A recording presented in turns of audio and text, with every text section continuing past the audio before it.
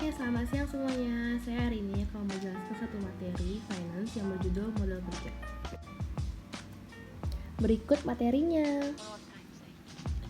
Modal kerja atau working capital adalah uang yang digunakan perusahaan untuk membiayai operasional sehari-hari, yang merupakan satu ukuran likuiditas perusahaan dan mempresentasikan jumlah uang tunai yang perusahaan hasilkan dalam jangka pendek dan tersedia untuk membayar liabilitas lancar.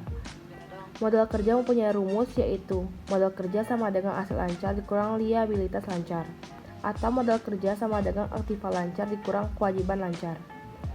Rumus modal kerja, perbandingan kuantitas antara penjualan dan perputaran usaha, dapat dilakukan dengan membandingkan kuantitas antara penjualan dan perputaran usaha. Sumber modal jangka pendek dan panjang. Pada jangka pendek, terutama mencakup kredit dagang seperti utang tagihan, wesel bayar, bank overdraft, kredit tunai, dan pinjaman jangka pendek dan pinjaman antar perusahaan.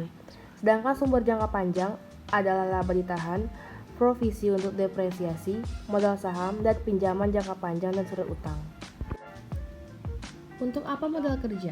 Modal kerja diperlukan untuk kelancaran fungsi operasi harian perusahaan, dan perusahaan yang sehat harus memiliki modal kerja yang positif. Ada 3 alasan utama mengapa bisnis membutuhkan modal kerjanya yang memadai. 1. Membayar upah dan gaji staf. 2. Menyelesaikan utang, dan karena menghindari tindakan hukum oleh kreditur. 3. Memanfaatkan diskon yang ditawarkan karena perusahaan membayar utang dengan cepat, terutama utang dagang. Modal kerja mempunyai 3 konsep, yaitu 1. Konsep kuantitatif. Penggunaan konsep kuantitatif atau gross working capital digunakan untuk menjalankan kegiatan operasi perusahaan sehari-hari yang sifatnya rutin, dengan tidak mempersoalkan dari mana diperolehnya modal kerja tersebut. Jika modal kerja yang besar, belum tentu menggambarkan batas keamanan atau margin of safety yang baik. Jumlah modal kerja yang besar juga belum tentu menggambarkan likuiditas perusahaan yang baik juga.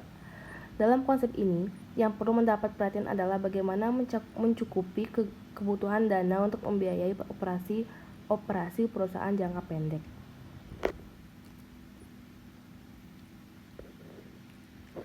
Konsep kuantitatif ini memiliki beberapa kelemahan, yaitu dalam konsep ini tidak dapat mencerminkan tingkat likuiditas perusahaan, dan konsep ini tidak mementingkan kualitas. Apakah modal kerja tersebut dibiayai oleh hutang jangka pendek atau jangka panjang dan pemilik modal, karena jumlah aktiva lancar yang besar belum tentu menjamin margin of safety bagi perusahaan, sehingga kelangsungan operasi perusahaan tersebut belum tentu terjamin. 2. Konsep kualitatif bersih atau neto atau net working capital merupakan selisih antara aktiva lancar dengan utang lancar. Berdasarkan konsep ini, modal kerja merupakan sebagian dari aktiva yang benar-benar dapat digunakan untuk membiayai operasi perusahaan tanpa menunggu likuiditasnya. Penggunaan konsep kualitatif atau net working capital. Definisi ini bersifat kualitatif karena menunjukkan tersedianya aktiva lancar yang lebih besar daripada hutang lancar, dan menunjukkan tingkat keamanan bagi kreditur jangka pendek, serta menjamin kelangsungan operasi di masa mendatang.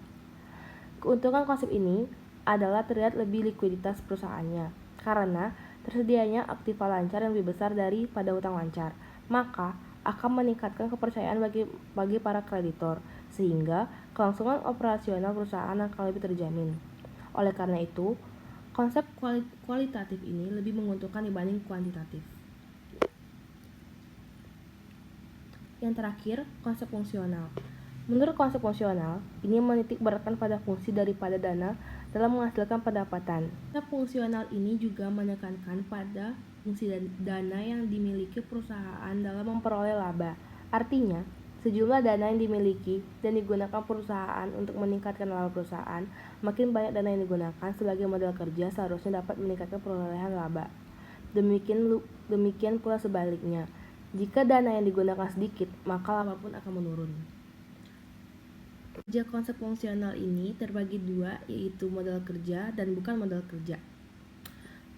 Jika modal kerja yaitu harta lancar ditambah depresiasi dikurang margin piutang dikurang surat berharga, dan untuk bukan modal kerja jumlah keseluruhan aktiva tetapnya, sedangkan modal kerja potensial yaitu surat berharga ditambah margin hutang. Piutang. Oke, selanjutnya yang terakhir, saya akan menjelaskan bagaimana cara menjawab soal modal kerja. Di sini sudah tertulis bahwa perusahaan sepatu Aldo pada tahun 2007 merencanakan untuk memproduksi dan menjual sepatu sebanyak 720.000 pasang sepatu. Dari contoh soal modal kerja tersebut didapatkan data sebagai berikut. 1. Perusahaan bekerja sebulan 30 hari. Setiap pasang sepatu membutuhkan 2 kilo bahan baku kulit. 2. Harga beli bahan baku kulit per kilo adalah 9.000. Pembelian bahan baku kulit selalu dilakukan secara tunai.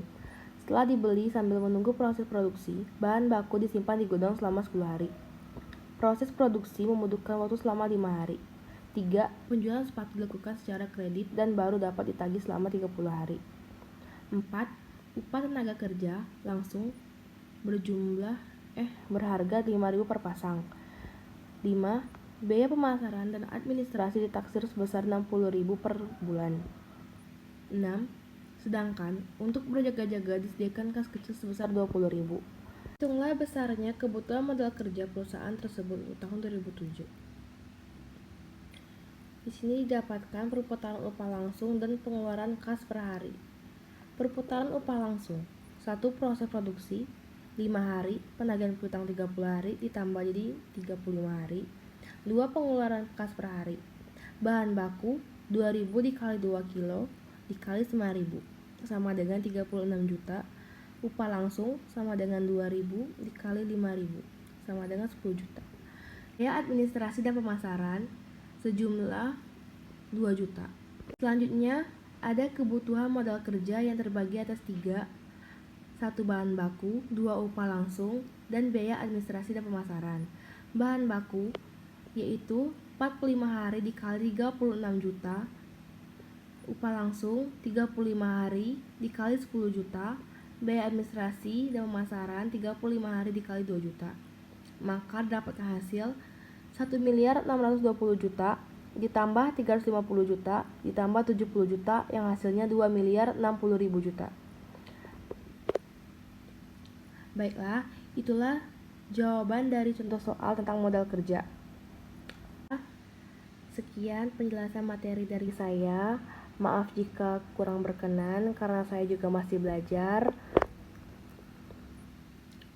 Terima kasih, selamat siang semuanya. Have a nice day.